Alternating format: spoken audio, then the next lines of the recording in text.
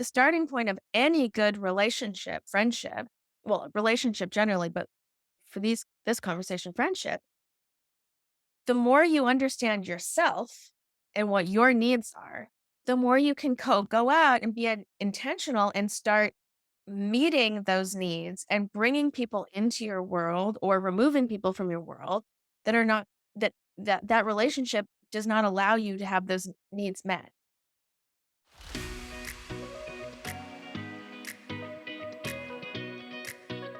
Hi, and welcome to Beyond Empty Nest. I'm your host, Jodi Silverman, speaker, mentor, and Chief Dare Officer at Moms Who Dare. Every Thursday, I'll share stories of midlife transformation, happiness tips, and dare you to see the opportunities waiting for you so that you can make this next chapter even better than the last. If you're ready to dare, I'm ready to dare with you. Let's get into today's episode.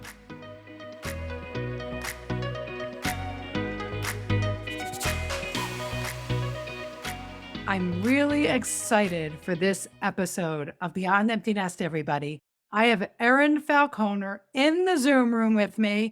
This one, yes, you can listen to, but come over and watch us too on the YouTube channel. Erin is a celebrated author, therapist, and digital entrepreneur. She is the author of an amazing book. I'm going to hold it up here and I want you to see it.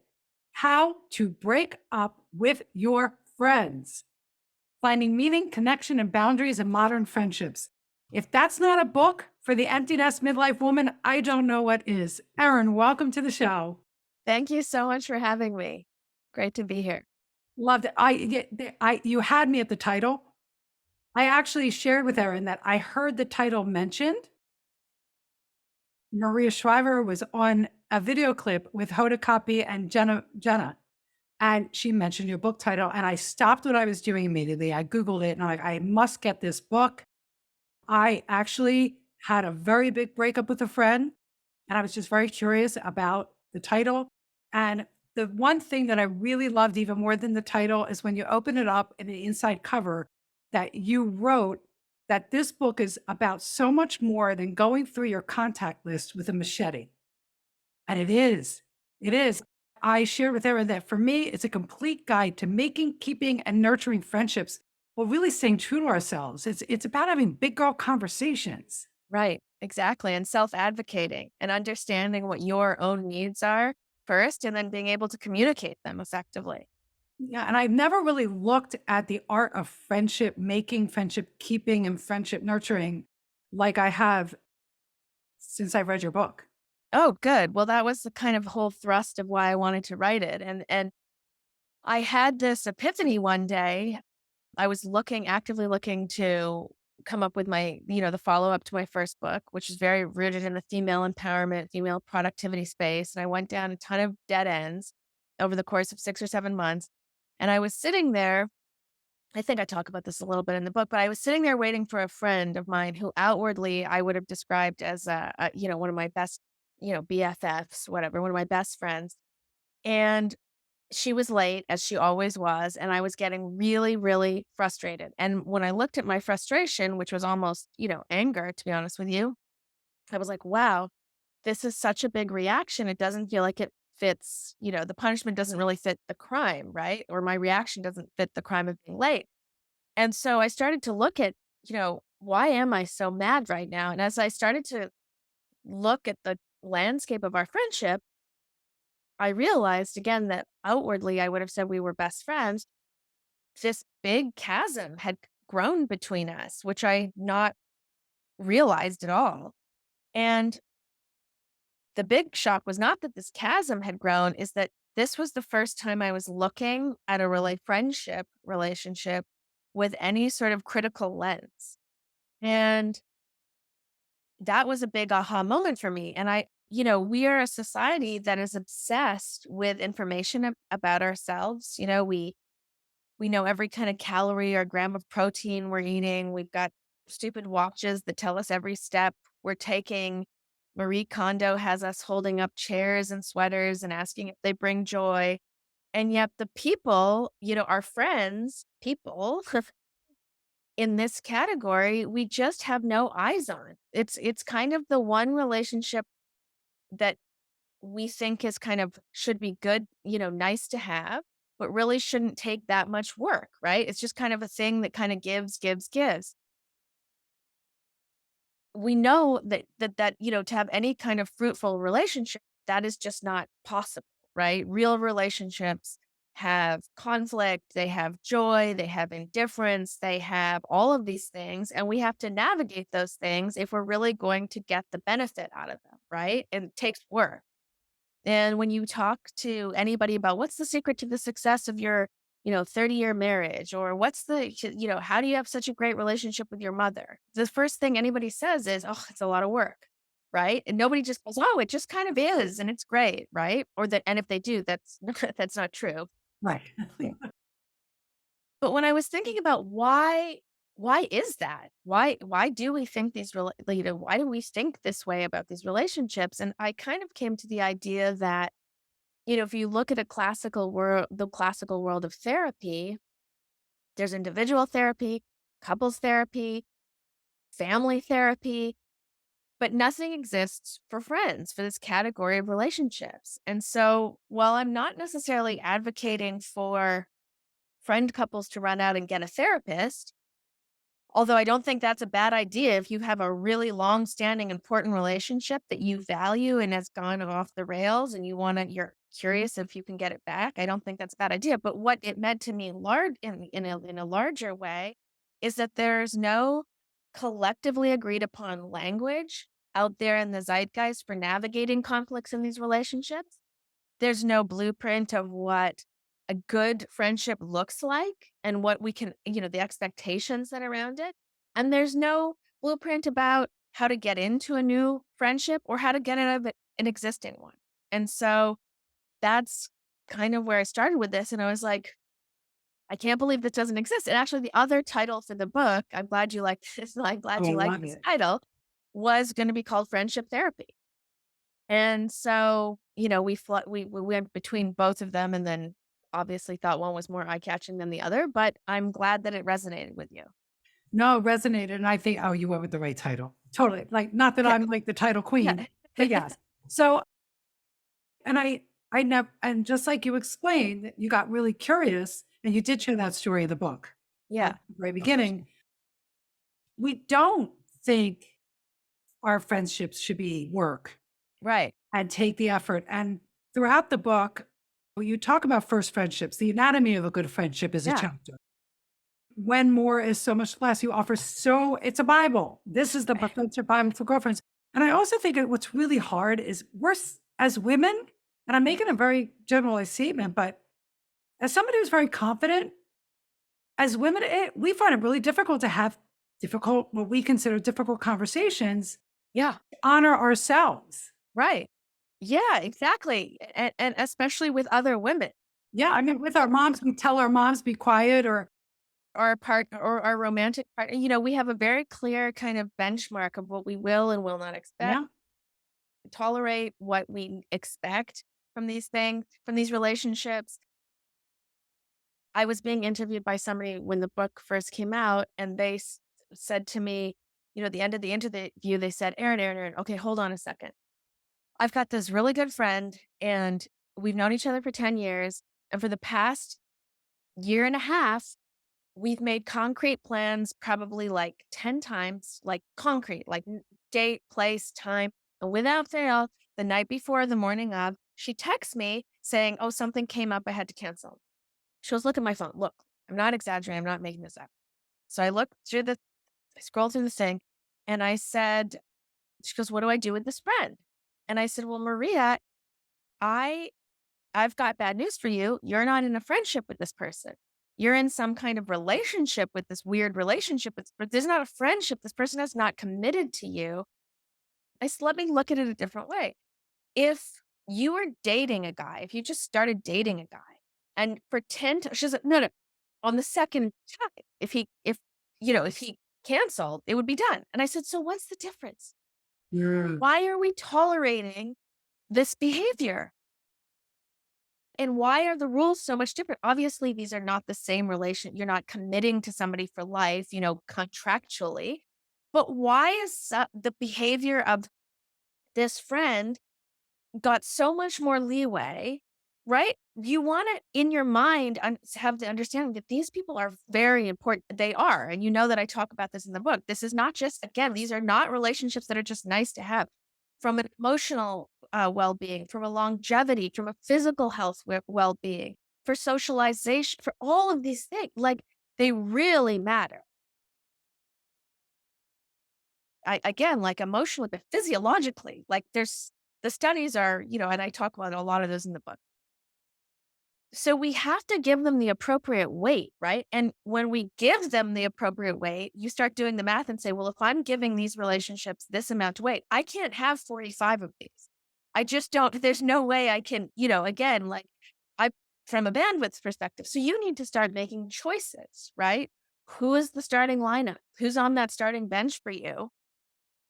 And how you decide that, and this goes back to the empowerment thing, is really this is the starting point, is the starting point of any good relationship, friendship, well, relationship generally, but for this conversation, friendship, the more you understand yourself and what your needs are, the more you can go out and be intentional and start meeting those needs and bringing people into your world or removing people from your world that are not that relationship does not allow you to have those needs met.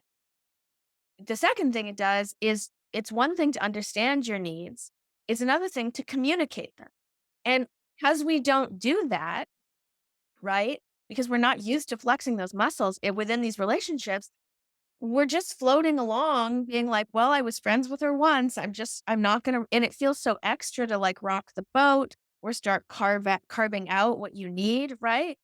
But it's only feels weird because we haven't done it a lot yet. Like the point of this whole book is practicing getting comfortable. First of all, again, understanding who you are and what you need. And I say, like, the starting point is you should be able to answer 4 questions. Who am I? Where am I? How did I get here? And where do I want to go? And until you have the answers of those questions, it's really you've been out there swinging blindly with who you're keeping in your life, right? Once you have those answers to those questions, you can start looking at the landscape of who's in your life and who kind of fits where you are now, what relationship fits where you are now and what your needs are now. And also, you need to be looking, it's reciprocal, right? So what are you also then providing for the other person in this relationship? I like that. I like that part in the book. Well, I like that because in the book, you don't just talk about it from what our friends can give us. Yeah. You talk about what it means and what it takes to be a good friend. And there are a lot of things in there because I consider myself a very good connector. That's different than a friend. Right. Right. And I can have had the lines blurred before. Right. And in business, where's the line between being the business and the friend?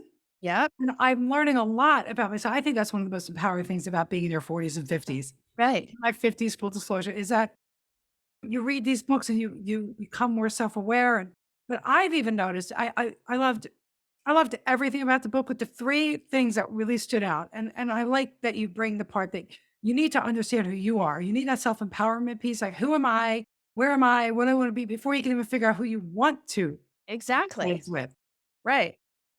The 3 thing was, like, calling everybody a friend. That was a Right. powerful chapter for me. How we do that and how it can make your really good friend, Right. Feel unseen or unimportant. and I've done that.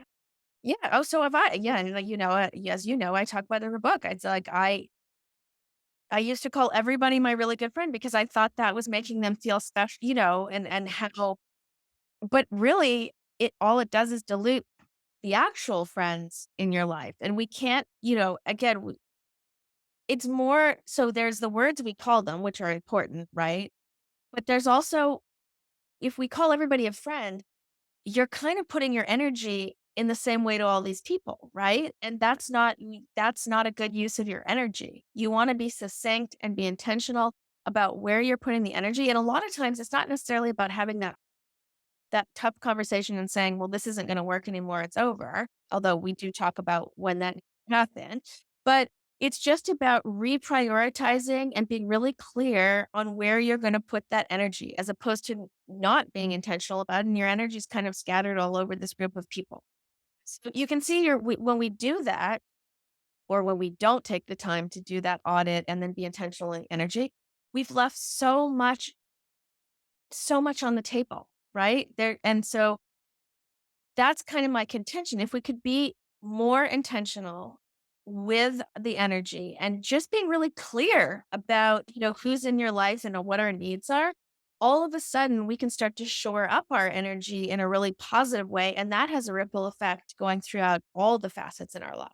And it will, it'll deepen your relationships. Okay, so the two things that I want to address before we get to your dare and wrap this up, because I think this is important because so many of the women I come into contact with through my Moms Who Dare community, and when I speak out there to the empty nest and midlife moms, is two things. One, they're looking to make new friendships because this is the stage of life where our children are not the conduits to us meeting new friends on the side of the soccer field anymore or sitting at play practice.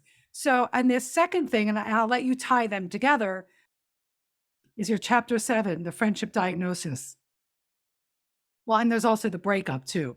But I mean, as far as I think that's the biggest thing I receive from asking the question is how do you make new friends?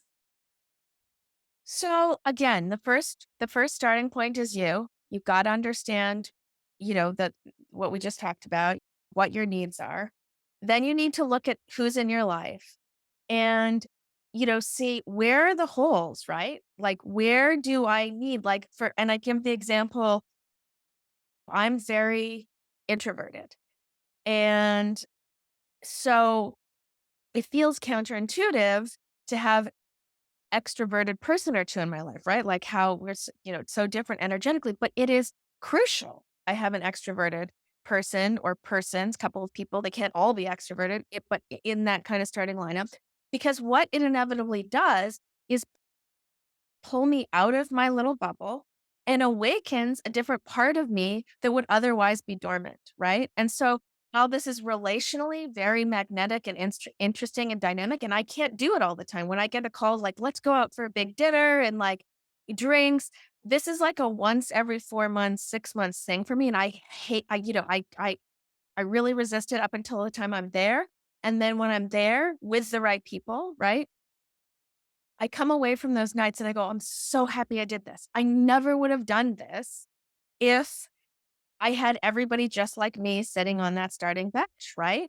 And so that's the beauty of friendships is really, again, they're relational, but what they do is unlock different parts of yourself that would otherwise lie dormant. And so it's really important to look at the people and you want to, and the relationships, it's not judgment. These are relationships. So they're between to look at the relationships and say, are do I have is this lineup dynamic enough? That's the right? Like, you do not want an echo chamber. You wanna have people on there that have different life backgrounds, people that have very similar upbringings, because there's comfort and being understood in that too. But do they come from different places and spaces and time? And you don't wanna go out and be in a tokenism way, like Right. me get my black friend, and let me get my old friend, and let me get my you know what I mean? But just open again, it's so much about energy and saying, I'm curious and I'm opening up space to see what comes in now that I'm open and I have awareness of what I'm kind of looking for, right? So that's the first thing. Then we just actually really now have to we get out of our heads and the energy and get into action. And this is like the most important of any self-improvement thing. And it's one of my big criticisms that self-improvement always seems to live in the head, but the action piece is the most important. And so I liken this to like dating again. If you were having a breakup and then you were single for a long time and then you have this epiphany one morning, I think I'm ready to get out there. What's the first thing you do? You tell your friends, I Yes. think I'm looking to meet somebody. You just put that into the universe with people that care about you, right? The exact same thing should be true with friends, you know? I feel like I'm missing this. Let's say I'm missing an entrepreneur mom friend because that's what I'm doing. Anybody have one of those in their wheelhouse you could introduce me to, right? Yeah. Putting it out there. When you are looking to date somebody and you go to a work event or out for dinner, what's the first thing you do when you walk into the room or the restaurant? You're looking around. Anybody interesting here? Anybody interesting here? And when you go in intentional and open, you'll feel the energy and you'll attract somebody. That's exactly it, Yeah. right? And so just being like, who's in my world in this little environment and who am I curious about? And because I'm again, like just like you said, this is the energy I'm bringing in, people will start to become curious about you and you've got to be open to that. And then just literal examples of like, if you have a dog, right? You'll walk your dog and great, but there's got to be a dog park near your house. Yes. Find that dog park and take your dog there. It doesn't have to be every day. You can still do your walks, but take your dog there. You know, you're now in a group of people that have at least one thing in common with you. They like Yeah. dogs. They're walking their dogs, right? Pay attention then when you're in that environment and say, is there anybody I'm curious about here? You don't have to go up, you're not walking around like a cuckoo person and being like, hi, hi. But it's just, again, it's about how you show up in the world, right? Same thing with like, like to jog.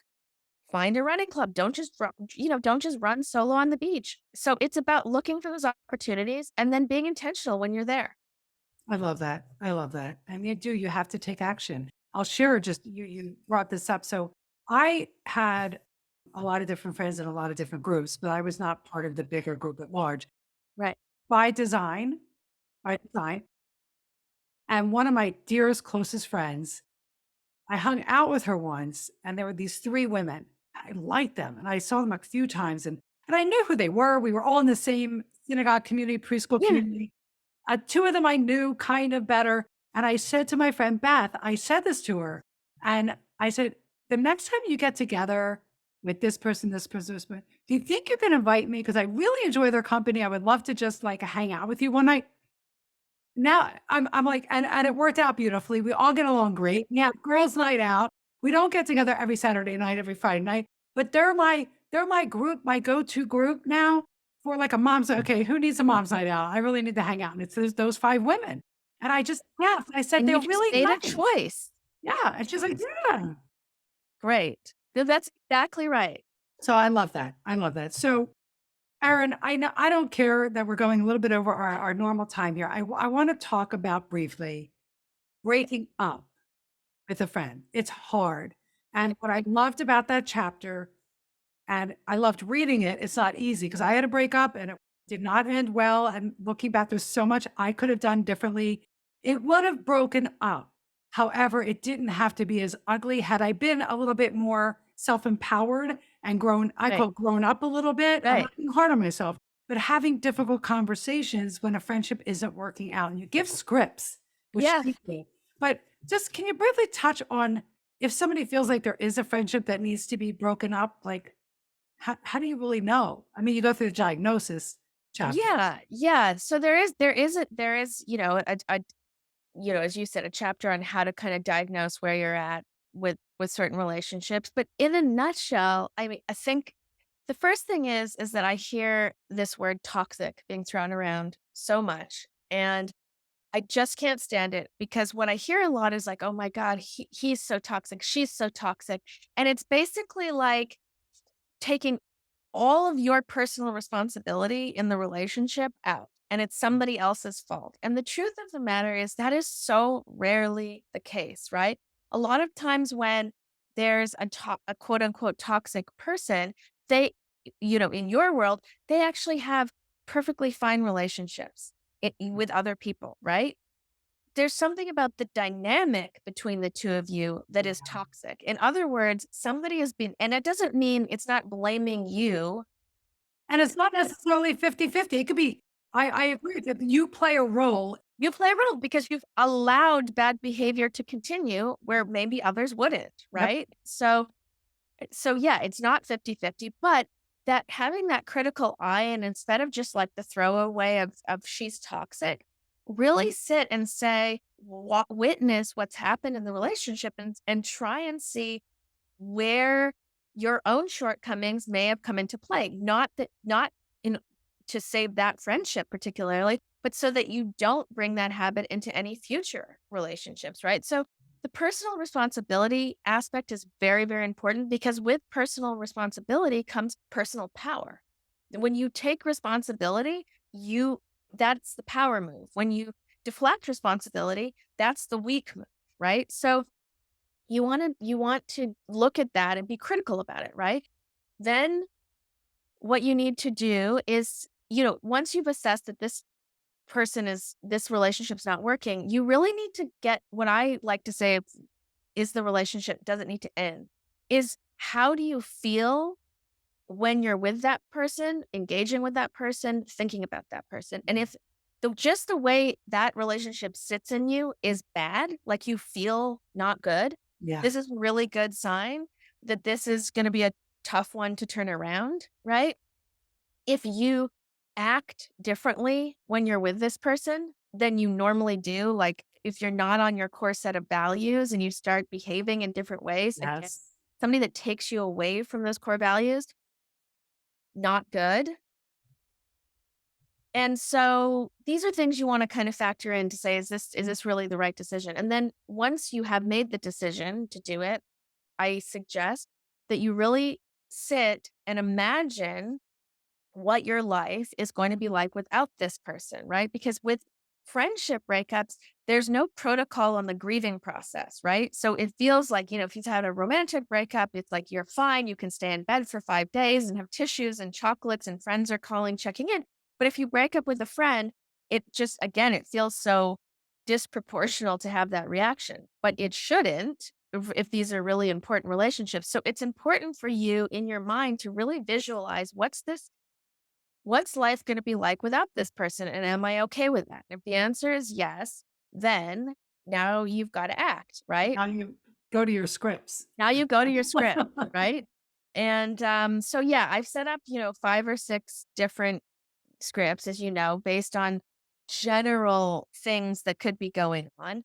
But, and I think just getting the conversation started is the hardest part, It is. right? Once you find the words to get in, then your experience will help dictate it. Yeah. But yeah, It's hard. It's hard. And I mean, really, I can't tell you enough. I mean, we could go on for 2 hours, but then you wouldn't need to read the book. You need to read the book. There's great tips. You offer all those amazing questions to start with yourself, and then you go out to your relationships. And I love everything about this. With Get the book. Get the book. thank you so much. We'll put a link below in the show notes. But I mean, Erin, I really could sit here forever and talk with you, but you got to end with a dare. Okay, How a many dare. people have a do? So we need you to give it. Everybody in the audience gets a dare. What do you Okay. dare them to do this week? I dare you to do a friendship diagnosis. There you go. Got to start somewhere. That's a good place to start. So get the book. I dare you to get the book. And your double dare is to do a friendship diagnosis. And there's a whole chapter in there about how to do it. You'll be happy as you're going to learn so much about yourself and you're going to feel better and feel lighter. It feels yucky going through a moment when you realize maybe a friendship is on its course. And I was there when and I felt it. And yet she's so much better off without me. I'm better off without her. I know she's super happy now. I'm super happy. And I now have all these memories that make me smile and laugh. So it's all Yeah, good. Thank you. good. And I so appreciate you being part of this conversation and part of Beyond Emptiness podcast. So everybody, you know the question, what landed for you? What was an aha moment? What was one takeaway that can help you improve, make, or deepen your friendships with your girlfriends moving forward? Let us know in the comments. Leave us a review. Share this with your girlfriends. This is a must share episode. We want to reach as many women as possible and support you in making midlife the most fun and fulfilling life full of meaningful relationships. And as I always say, dare on. Thank you for listening to this episode of Beyond Emptiness. Head over to jodisilverman.com for full show notes, more information, and additional resources. Speaking of additional resources, I've got a great one for you in the show notes below. So if you've enjoyed today's show and are ready to embrace this midlife chapter, then you're going to want to grab our featured resource called the Self-Talk Cleanup. challenge. You may not think so, but to quote our friend Oprah, the one thing I know for sure is that negative self-talk and thoughts are what's keeping you stuck in fear and lacking confidence to take the leaps in midlife that you desire to take. When you grab this resource, you'll receive the exact exercise my first coach took me through. It's simple, yet powerful. In addition, I'll send you a few other tools and tricks to help you knock out the negativity when it shows up, thereby increasing your confidence and your overall happiness, allowing you to have fulfillment and fun in midlife. You deserve it. So go ahead and grab your copy of the Self-Talk Cleanup Challenge, and I'll see you next Thursday. Until then, they're on.